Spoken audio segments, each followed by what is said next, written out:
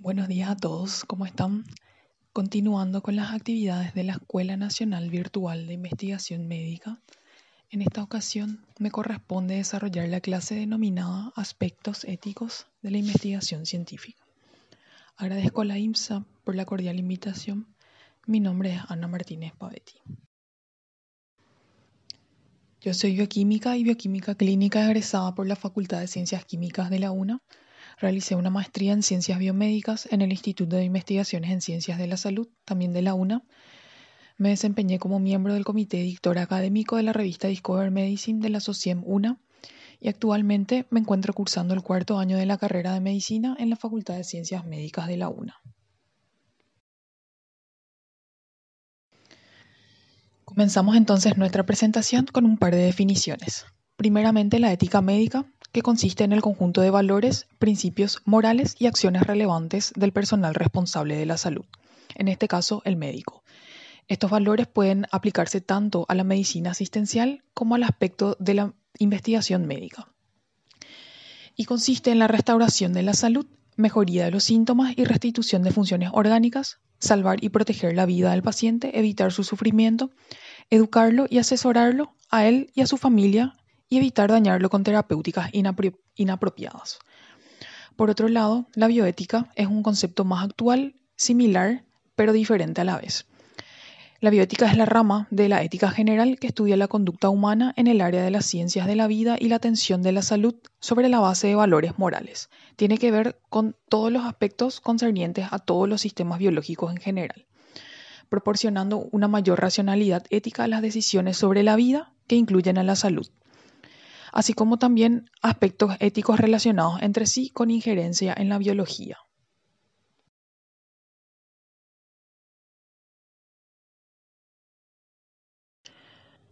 Ahora vamos a conocer algunos antecedentes de todo lo que tiene que ver con la ética en la investigación médica.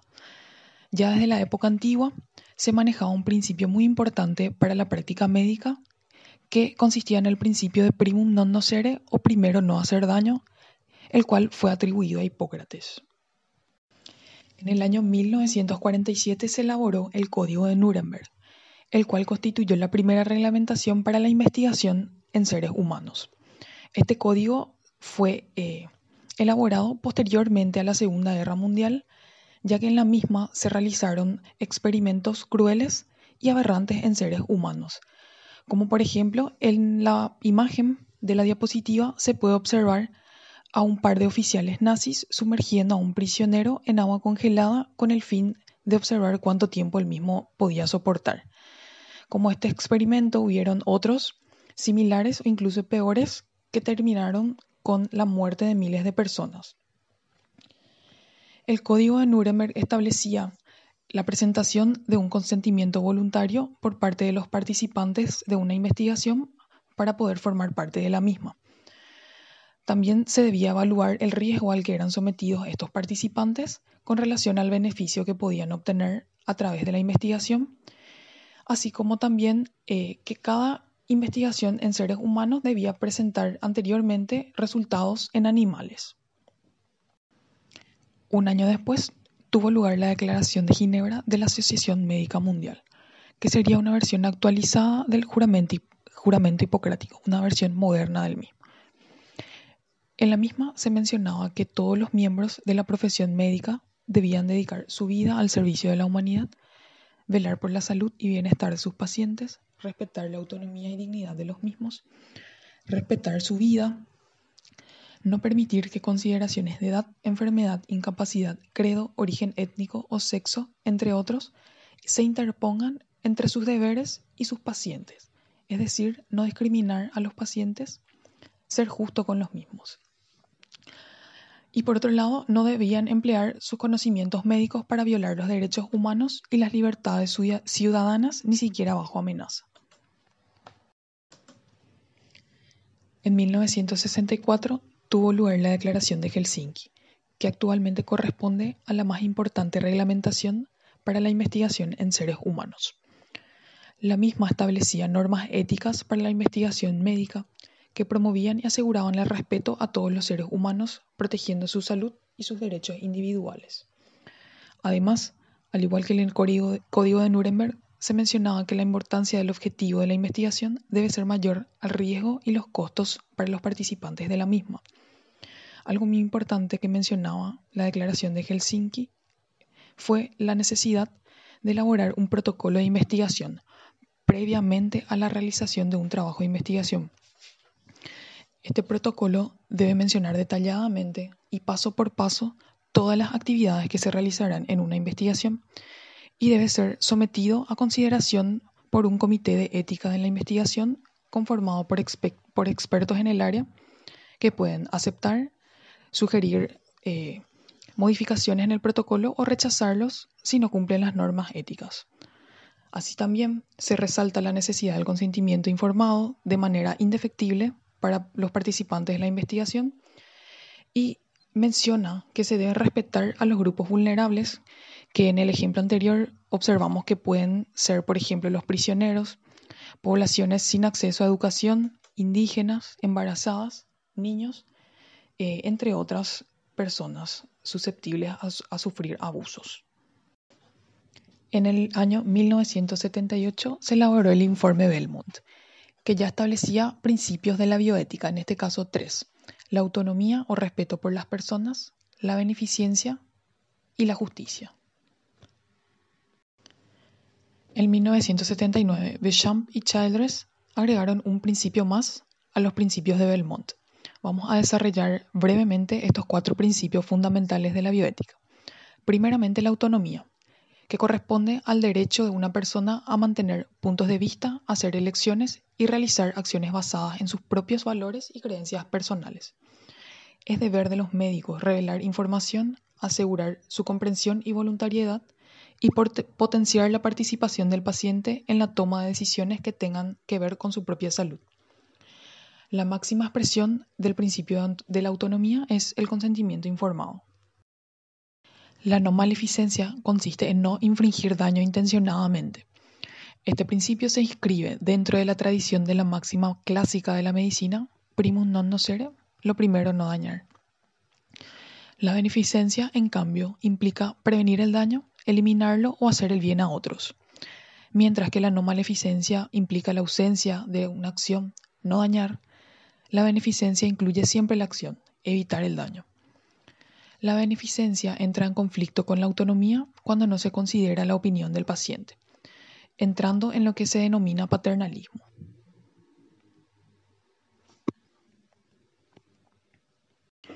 Por último, la justicia consiste en tratar a cada persona como corresponde, con la finalidad de disminuir las situaciones de desigualdad o discriminación, tanto ideológica, social, cultural, económica, etc. Una injusticia tiene lugar cuando se niega a una persona el bien al que tiene derecho o no se distribuyen las cargas o culpas equitativamente. Un triste ejemplo de lo que implica llevar a cabo una investigación sin tener en cuenta ninguno de los principios éticos mencionados anteriormente fue el experimento de Tuskegee, llevado a cabo de 1932 a 1972, que fuera realizado por el Servicio de Salud Pública de los Estados Unidos. El mismo tuvo como objetivo observar la evolución natural de la sífilis en ausencia de tratamiento. Para ello, se reclutó a una población rural de raza negra de bajo nivel adquisitivo y cultural, es decir, una población sumamente vulnerable, a la cual se le inoculaba el agente causal de la enfermedad, dejándola a su libre evolución. Obviamente, muchas personas fallecieron, madres dieron a luz a hijos con sífilis congénita, entre otras terribles consecuencias. Este estudio no fue interrumpido a pesar de la introducción de un tratamiento corriente en la medicina para esta enfermedad, que fue la penicilina, ya desde el año 1945. En este ejemplo observamos que no se respetó ninguno de los principios de la bioética. La autonomía no se tuvo en cuenta, ya que no se informó a los pacientes de las consecuencias del estudio. No se tuvo en cuenta la justicia, ya que se abusó de una población vulnerable. La no maleficencia jamás fue respetada, ya que se ocasionó daño deliberadamente a las personas y por supuesto que éstas no tuvieron beneficio alguno de esta investigación. Todo lo que vimos hasta este momento de la presentación representa lo que debemos conocer antes de realizar nuestro trabajo de investigación. Ahora vamos a ver el siguiente paso, que es el proceso de la publicación. Las malas prácticas en investigación se deben principalmente a 3 motivos: la ignorancia, la pereza o la codicia. La ignorancia consiste en no saber que se está obrando de mala manera. La pereza consiste en saber que se está obrando de mala manera sin intención de cambiar ese acto. Y la codicia consiste en obrar de mala manera con fin de obtener algún reconocimiento, ya sea un reconocimiento científico o monetario. Comencemos entonces con los aspectos éticos en el análisis de los datos obtenidos con el trabajo de investigación. Primeramente, la fabricación de datos, que significa inventar datos sin siquiera realizar la investigación a la que supuestamente se refieren esos números.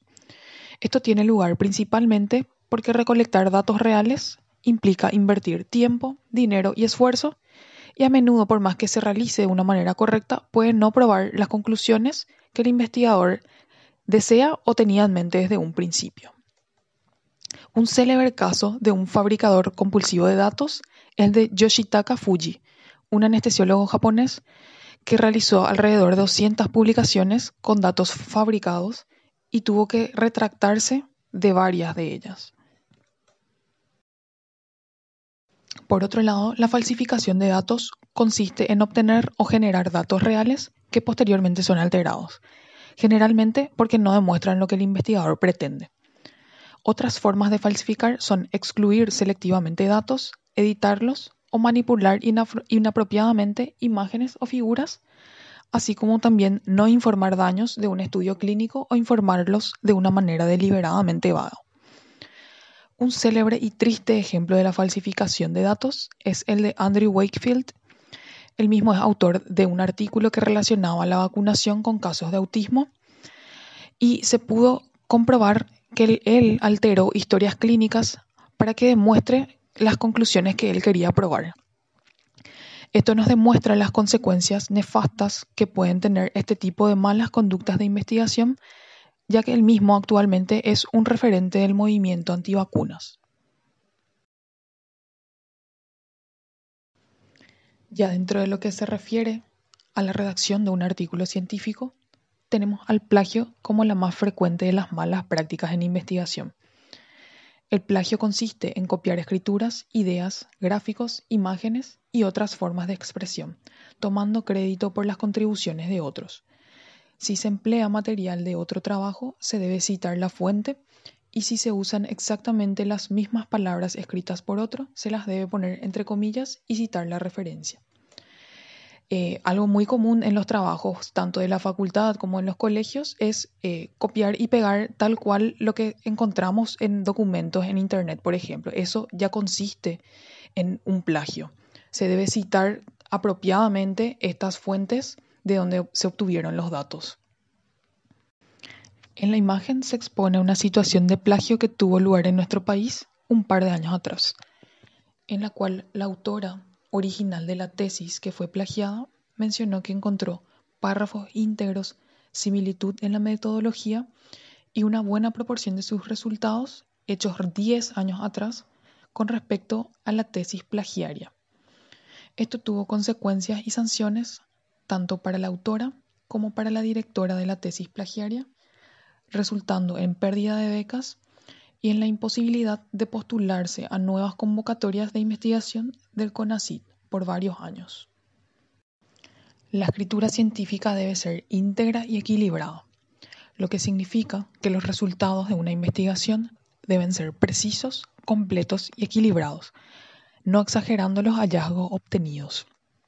Los errores, omisiones y sesgos no solamente son vistos como factores que hacen a un trabajo ser de mala calidad, sino como no éticos, comparables incluso a un cuidado deficiente de pacientes, ya que en una investigación clínica estos errores, omisiones y sesgos tendrán un impacto en la salud humana. Un ejemplo bastante actual de lo mencionado recientemente es el siguiente estudio, en el cual se probaron drogas para el tratamiento del COVID-19 como la hidroxicloroquina y la cloroquina. La conclusión de este estudio fue que la hidroxicloroquina no era beneficiosa para el tratamiento de pacientes con COVID-19 e incluso podía ser perjudicial para los mismos, lo cual causó bastante revuelo a nivel internacional, ya que varios países estaban testando estas mismas drogas con resultados en algunos casos alentadores. Revisando los datos publicados en el estudio, se observaron, por ejemplo, discrepancias, es decir, errores, entre la mortalidad reportada en el estudio versus las fuentes oficiales de información. Un coautor del estudio, Sapan Desai, el que fuera encargado de la recolección y análisis de datos, se comprometió a colaborar con una auditoría independiente, pero posteriormente se negó a dar acceso a datos que fueron solicitados. Por ello, los demás autores del trabajo tuvieron que retractarse del mismo. Así como está en la imagen, figura en la página de la revista, que es la revista The Lancet, una revista muy prestigiosa. Obviamente esto implica una humillación tremenda para los autores, una pérdida de credibilidad y una vergüenza en tiempos de pandemia.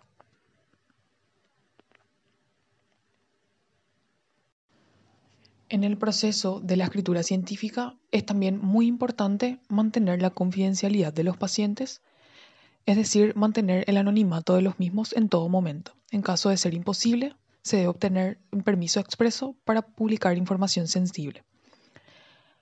Las fotografías también deben ser censuradas con el fin de proteger la identidad del paciente lo máximo posible, y se requiere el permiso del mismo para su publicación. Los reportes de casos también requieren el consentimiento del paciente para su publicación y se debe tener cuidado con los estudios auxiliares, como por ejemplo las radiografías, que pueden contener información que sirva para identificar al paciente, como veremos en el siguiente ejemplo. Las radiografías realizadas comúnmente contienen nombre del paciente, fecha de nacimiento e institución donde fue realizado. Obviamente, este tipo de imágenes no pueden ser publicadas en artículos científicos porque no respetan la privacidad del paciente.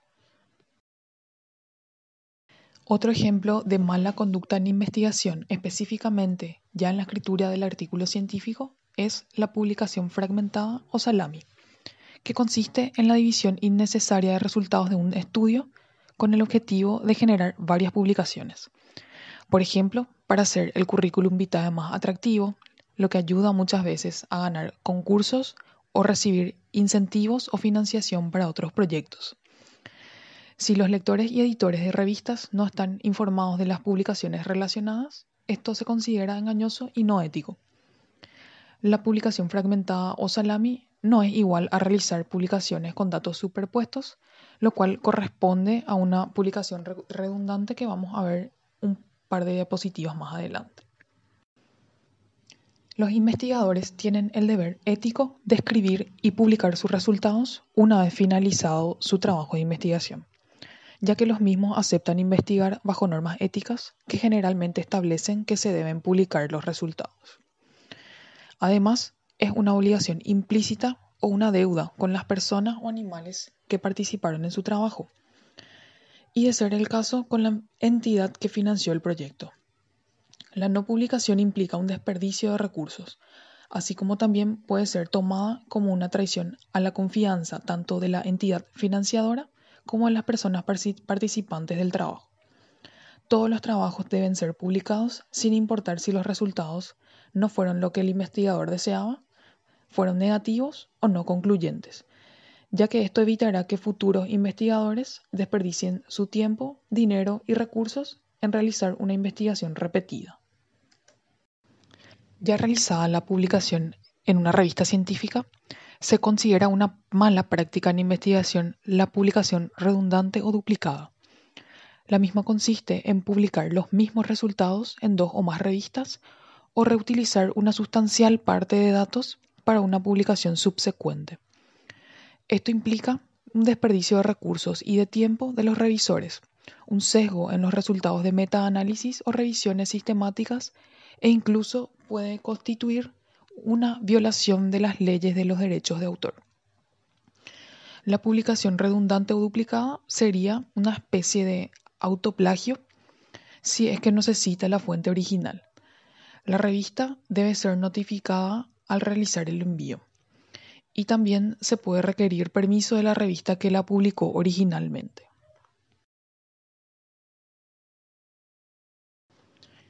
Uno de los problemas éticos más comunes y frecuentes es la falsificación de la lista de autores de un trabajo de investigación.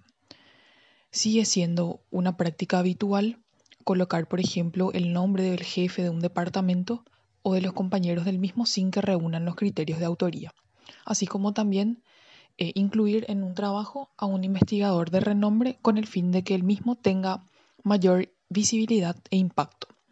A modo de ejemplo, coloqué las recomendaciones del Comité Internacional de Editores de Revistas Médicas sobre los criterios de autoría.